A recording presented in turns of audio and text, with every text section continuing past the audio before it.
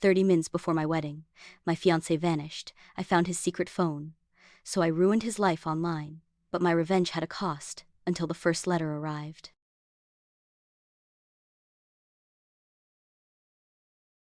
The air in the bridal suite was thick with the cloying sweetness of 200 white lilies and the metallic tang of anxious joy. Nadia stood before the floor-to-ceiling mirror, a statue in silk and lace, her reflection a stranger painted in the palette of a perfect day. The dress, a masterpiece of minimalist elegance she and Evan had chosen together, felt suddenly heavy, its delicate embroidery like chains stitching her to a moment that was rapidly curdling. "Breathe, sweetheart," her mother murmured, her voice tight with a forced calm as she fussed with the cathedral veil.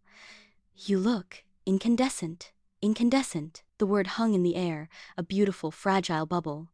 It was the kind of word Evan would use. "Your smile is incandescent, Nadia. Your future is incandescent." Evan, with his lawyer's precision for language, always knew the right word to sell a dream. A nervous giggle erupted from her maid of honor, Chloe, who was scrolling through her phone. The hashtag, Evan and Nadia Forever, is already trending. Someone just posted a pic of Evan looking ridiculously handsome at the altar. He looks calm. How is he so calm? Calm. That was the first wrong note, a faint dissonance in the symphony of the day. Evan wasn't calm before a big presentation, let alone his own wedding. He was a live wire of charismatic energy, pacing, joking, rehearsing his lines. 30 minutes to go. He should be a mess of happy nerves. "Has anyone heard from him?" Nadia asked, her voice quieter than she intended. "His phone is going straight to voicemail," said her father, lowering his own phone, a faint crease between his brows. "One of his friends says he popped out to get some air 10 minutes ago. Probably just calming his nerves, darling. It's a big day." Another minute ticked by on the ornate clock. The lilies seemed to wilt in the heat of the silence. The crease on her father's brow deepened. Then, the door burst open. It was Mark, the best man, his face the color of old parchment. His eyes, wide and frantic, scanned the room and landed on Nadia. The look in them, pure, unadulterated panic, shattered the beautiful, fragile bubble of incandescent. "Nadia," he choked out. Evan's gone." The room erupted. Her mother's hand flew to her mouth. Chloe gasped. "Gone? What do you mean gone? Did he get cold feet? Is he in the bathroom?" Mark shook his head, a frantic, jerky motion. "I've looked everywhere. The grounds, the parking lot, the vestry. His phone, it's here. But he's not. His tuxedo bag is still in the groom's room. But he's just vanished." Vanished. The word was a physical blow. Nadia's knees buckled. The heavy silk of her dress seemed to pull her toward the floor, but her father's arm shot out, holding her upright. The world narrowed to a tunneled, silent scream. This wasn't happening. This was a prank, a terrible, tasteless joke. Evan would leap out from behind a curtain any second, laughing his infectious laugh, and she would be mad at him, but she would forgive him because it was Evan, but he didn't. 29 minutes later, the wedding coordinator, her face a mask of professional pity, confirmed it. The groom was not in the building. The 200 guests in the cathedral pews were murmuring, a low, hungry hum of confusion and schadenfreude. The floral arches looked like funeral arrangements. The string quartet had given up on Pachelbel's canon. Nadia stood in the middle of the groom's suite, the room Evan had vacated. It smelled of his cologne, that expensive citrus and bergamot scent she loved. It was on his shirt, which was still draped over a chair. The room was a crime scene without a body. Her eyes fell on his leather weekend bag, the one he'd packed for their honeymoon in Bali. It sat open by the door. On top of his meticulously folded clothes was the garment bag for his tuxedo. It was unzipped. Something hard and rectangular bulged in the inner pocket. Not his phone. Mark had that. With numb fingers, moving as if in a dream, she reached in and pulled out a sleek, black smartphone. It was cold and unfamiliar in her hand. And secret phone. A stone settled in the pit of her stomach, cold and heavy. "Nadia, don't," her mother pleaded from the doorway. "Let's just go home. Don't do this to yourself." But it was too late. Her thumb, acting on a will of its own, pressed the home button. A passcode screen glowed. She tried his birthday. Access denied. Her birthday. Denied. The date they met. Denied. A hollow, bitter laugh escaped her. She typed in the only other number that made sense, the PIN for his corporate Amex, the one he used for everything. 4206. The screen unlocked. The world did not so much shatter as it did dissolve into a sickening, hyper-real clarity. The first thing she saw was a string of messages from a contact saved as J. A selfie of J. Jessica, her bridesmaid, her friend wearing his dress shirt and a triumphant smile, sent last night. The text below. Can't wait to have you all to myself after tomorrow's boring formalities. Love you. She kept scrolling. There was a S, an A K, dozens of them, years of them. Hotel confirmations, whispered voice notes, intimate photos sent during months he'd claimed were spent on draining corporate retreats. A parallel life, meticulously documented in cold, digital text. The last message, sent just an hour ago, was to Jessica. It's done. Meet me at the place. We're free. Humiliation was a flash fire, burning away the numbness, scorching her from the inside out.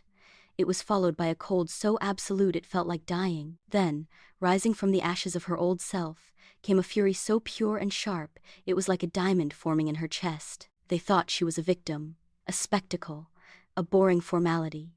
They thought they were free. She looked at her reflection in the gilded mirror. The incandescent bride was gone. In her place was a woman carved from ice and rage. The hollow feeling was gone, filled now with a terrifying, purposeful clarity. Nadia? Chloe's voice was timid. What are you doing? Nadia didn't answer. She sat down at the small writing desk, her voluminous wedding dress pooling around her like the ghost of her future. She opened her own phone, the one filled with well-meaning, pitying texts. She opened her social media app. Her profile was still filled with loved-up photos, the last one a shot of their intertwined hands with the caption, "Last kiss as a fiancé. See you at the altar, Mr. Soon-to-be right." She began to type. Her fingers flew across the screen, not with hysterical rage, but with the cold, surgical precision of the PR executive she was. She drafted the post of her life. She didn't scream, she stated. She didn't weep. She presented evidence. She took screenshots of the most damning messages, blurring only the most explicit photos, but leaving the texts, the dates, the confirming details crystal clear. She attached the selfie from Jessica. She tagged Evan's profile. She tagged the prestigious law firm of Sterling, Grant, where he was a rising star. She tagged his proud, old-money parents, and she tagged every single one of their high society friends who were probably already gossiping in the cathedral pews. Her caption was a masterpiece of devastating simplicity. To the 200 guests waiting at St. Ignatius Cathedral, thank you for coming. The groom, Evan Wright, will not be attending his wedding. He was otherwise occupied, as he has been for much of our engagement. Attached is a selection of his RSVPs from the past 2 years. Special thanks to my bridesmaid, Jessica, for her unwavering support. Evan and Nadia Forever appears to have been a solo project. I hope the truth finds its way to you all before the rumors do. She paused, her thumb hovering over the post button. She saw her mother's horrified face, her father's heartbreak. She saw the ruins of the life she'd built. Then she saw Jessica's smirk in that photo. She heard Evan's voice on a voice note, whispering lies to another woman. She pressed post. The silence in the room was broken by the first gasp from someone's phone. Then another, and another. A tidal wave of notification chimes, a digital gasp that swept through the entire venue. The post wasn't just live, it was a virus, replicating at an unimaginable speed. By the time she stood up, the weight of the dress now feeling like armor, her phone was ringing incessantly. News outlets, radio stations, talk shows. The hashtag Scorned Queen was already trending alongside the original. She walked out of the room, past her stunned family, down the grand staircase, and through the lobby. Paparazzi who had come for society wedding shots now jostled for a picture of the aftermath. She didn't flinch. She held her head high, a storm contained within a silhouette of white silk. The victory was immediate and brutal. By that evening, a terse email from Sterling, Grant's HR department, had been leaked, confirming Evan Wright's termination for conduct unbecoming of a representative of the firm. His father, a pillar of old-school propriety, gave a brief statement to the press about being deeply disappointed and heartbroken, effectively cutting him off. Jessica's family, equally prominent, disowned her, and she fled the city. Nadia was hailed online. Memes were made. Hashtags celebrated her ruthlessness. She was an icon of modern revenge, a goddess of scorched earth. But back in her silent, dark apartment, surrounded by wilting wedding flowers and unopened gifts, the diamond-sharp fury faded, the notifications slowed. The world moved on to the next scandal, and all that was left was the hollow echo. She had burned down his castle, but the fire had consumed her, too. She sat on the floor, the train of her monstrously expensive dress sprawling around her, and she finally cried not for Evan, but for the woman who had believed in him, and for the beautiful, incandescent future that had turned out to be made of smoke and lies. The victory was complete, and it was utterly, profoundly empty. The salt-scoured cottage on the edge of the world didn't heal Nadia. It simply absorbed her silence. She'd chosen it for its utter lack of memory. It held no echoes of Evan's laugh, no ghost of his cologne in the drawers. The only scent was damp sea stone, drying kelp, and the faint, greasy aroma of fish and chips from the shop down the lane. It was a sensory erasure. For 3 months, she did nothing. She'd quit her PR job the Monday after the wedding via a one-sentence email. Her life, once a meticulously curated portfolio of ambition and social climbing, was reduced to the 4 gray walls of the cottage and the vast gray expanse of the ocean it faced. Her mother called daily, her voice a tight knot of concern. Her father sent links to articles about resilience. She deleted the voicemails and marked the emails as read. Her own viral notoriety was a distant, surreal dream. Scorned Queen had had her 15 minutes. Now, the internet's fickle eye had moved on to a politician's scandal and a cat that could play the piano. She was yesterday's news, and the anonymity was a relief as deep and cold as the sea.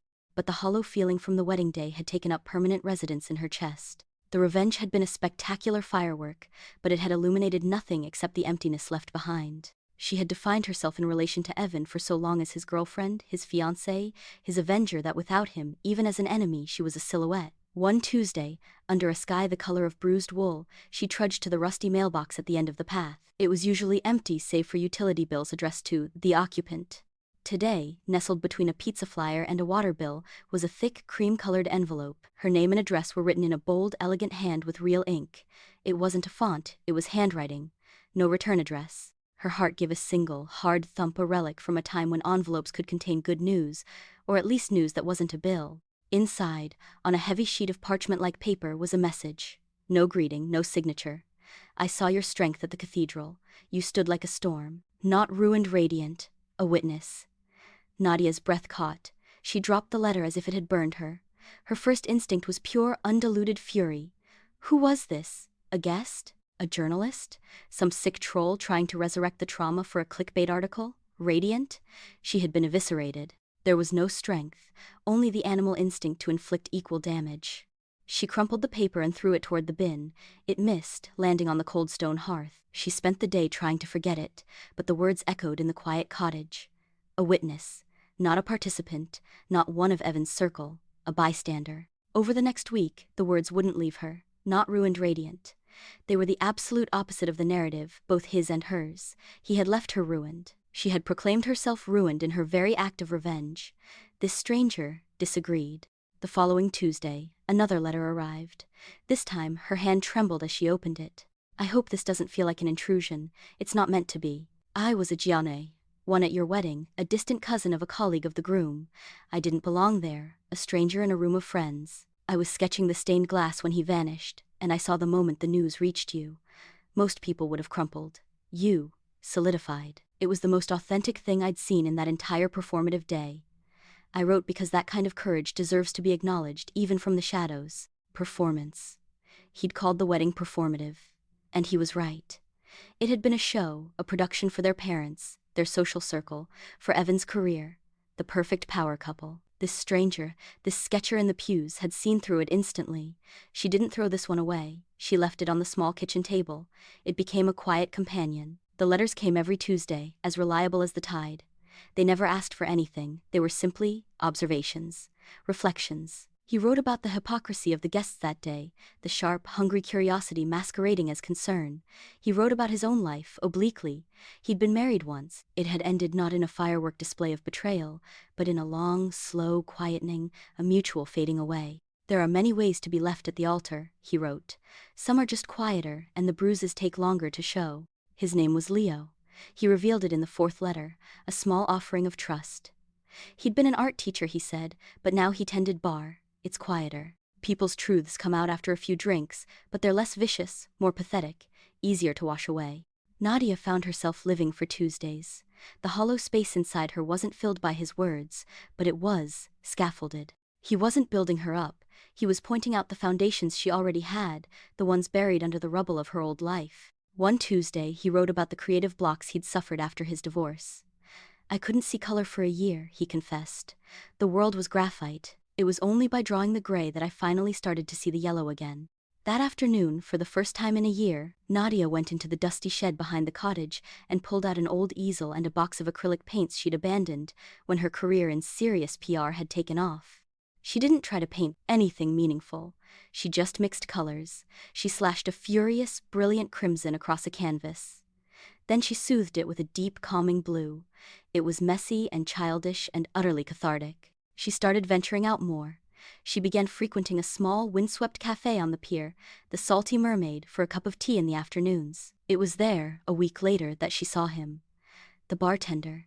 He was tall, with a quiet, focused presence as he polished glasses. He had kind eyes that crinkled at the corners when an old fisherman told a joke, and capable hands that moved with an economy of motion. He wasn't classically handsome like Evan. His appeal was in his stillness, a sense of deep reservoirs beneath a calm surface. Once, he caught her staring, and he offered a small, neutral, professional smile before turning back to his work. There was no flicker of recognition, no pity, no curiosity. He was just a man doing his job. But Nadia felt a jolt. Leo, the bartender, a former art teacher, it had to be him.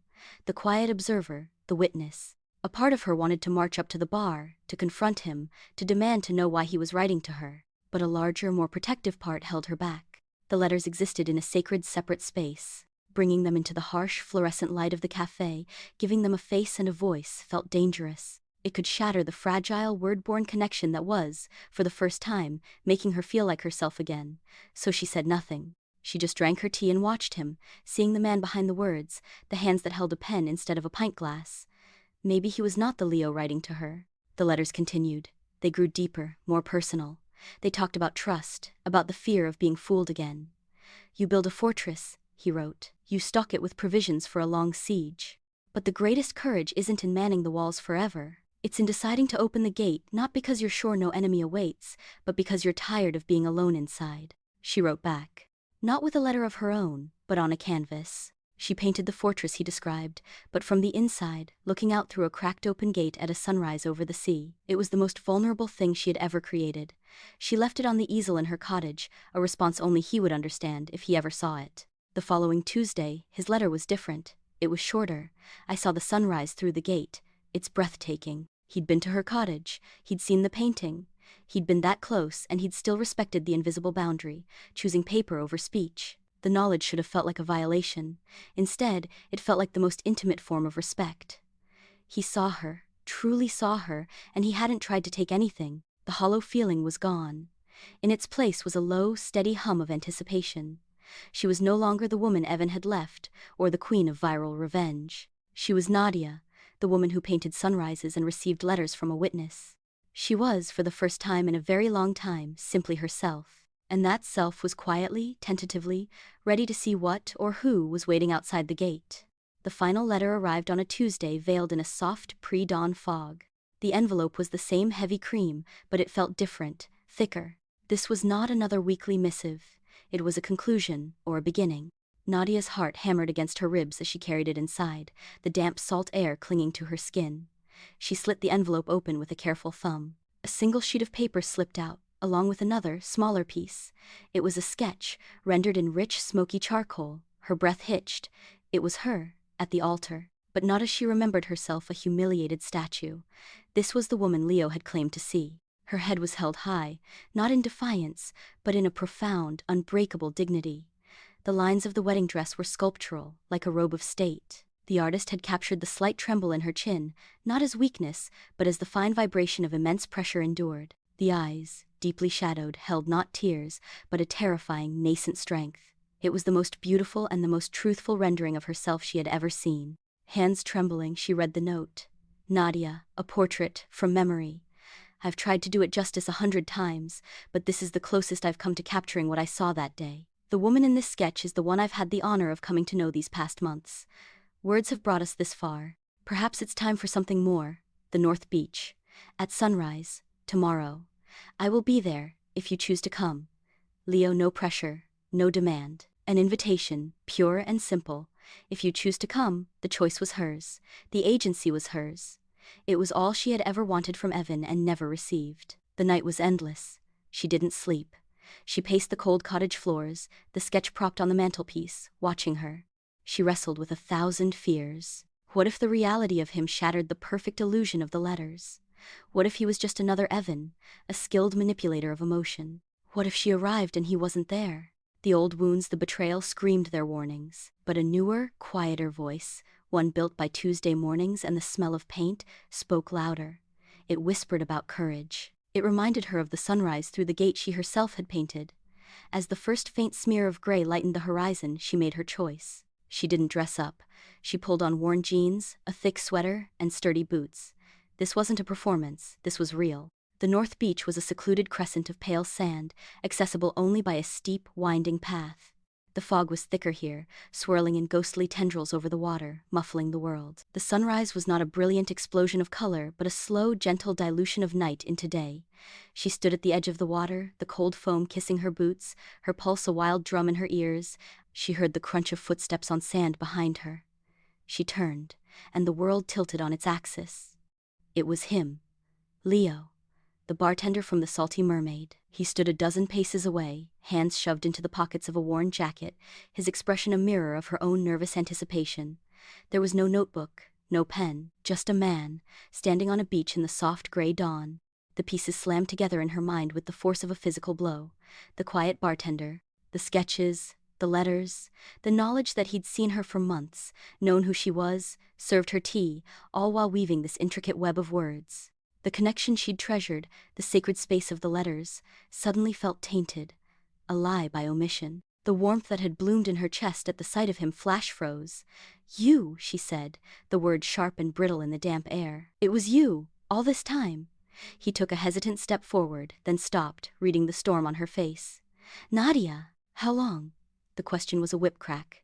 "How long have you known it was me, laughing at the lonely, pathetic, jilted bride in your cafe?" His face fell, stricken. "No, God, no. Never that." He took a breath, his own composure fraying. "I recognized you the first day you walked in, months ago. You ordered tea and stared at the ocean for an hour. You looked so lost. I didn't know what to do. A sorry about your wedding felt grotesque. A compliment felt predatory. Words spoken out loud felt cheap. They could be misheard, misinterpreted. I wanted to say something that mattered. And the only way I knew how was this." He gestured vaguely, encompassing the letters, the distance between them. "So you deceived me," she fired back, the hurt curdling into anger. It was an old, familiar feeling, a comfortable armor.